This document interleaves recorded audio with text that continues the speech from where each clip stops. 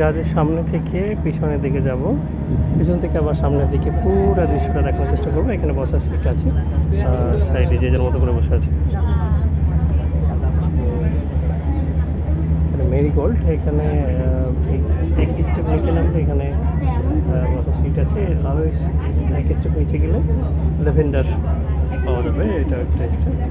Chair AC chair যেগুলো, কিছু পার্থক্য আছে না, এগুলো এসি চেয়ার।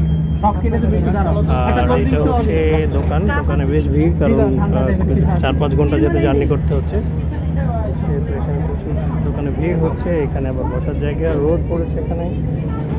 এখন ওই সাইডে কিছুটা ছায়া বেশি, কিন্তু দুপুরের সময় প্রায় জায়গা থেকে যে রোদ পড়ছে।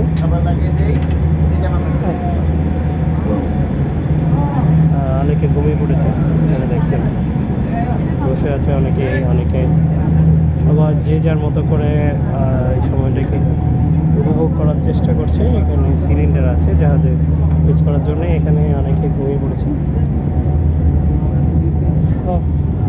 লং জার্নি যেহেতু অনেক টাইম লাগছে,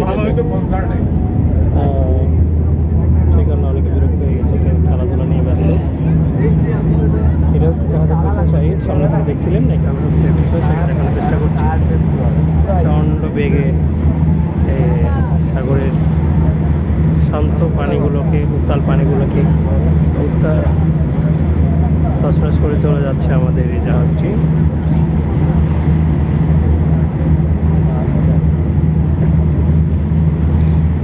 যতদূর চোখ যায় শুধু পানি আর পানি। এখানে চারিদিকে কোনো বাড়িঘর বা কোনো কিছুই দেখতে পাবেন না, শুধুমাত্র এখানে পানি দেখা যাবে।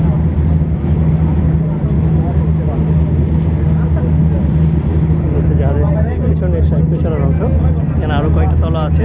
এটা হচ্ছে আমরা যেখানে অবস্থান করছি, এটা 3য় তলা, এইটা হচ্ছে 4র্থ তলা, উপর তার উপরে হচ্ছে 5ম তলা।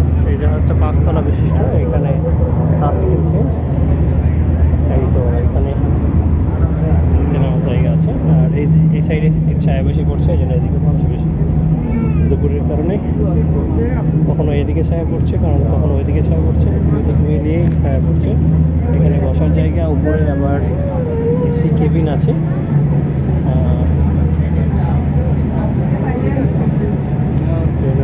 থেকে অনেকে আসছেন, এখানে হচ্ছে বসে আছে সবার মতো করে। এখানে পানির ব্যবস্থা আছে। এখানে জাহাজটা বেশ বড়, লম্বা এবং উচ্চতার দিক থেকে দুই দিক থেকে অন্যতম একটা ভালো অবস্থানে আছে, বড় অবস্থানে আছে। তো এই আবহাওয়া, চমৎকার পরিবেশ, প্রচণ্ড অনেকটা গরম আবহাওয়ার মধ্যে দিয়ে কিন্তু আমাদের জাহাজটা ছুটে যাচ্ছে। বাংলাদেশের পতাকা উঠছে এখান থেকে। আচ্ছা, পুরো আমরা আবার ওখানে দিকে চলে আসলাম। এই তো হচ্ছে জাহাজের সামনের অংশ।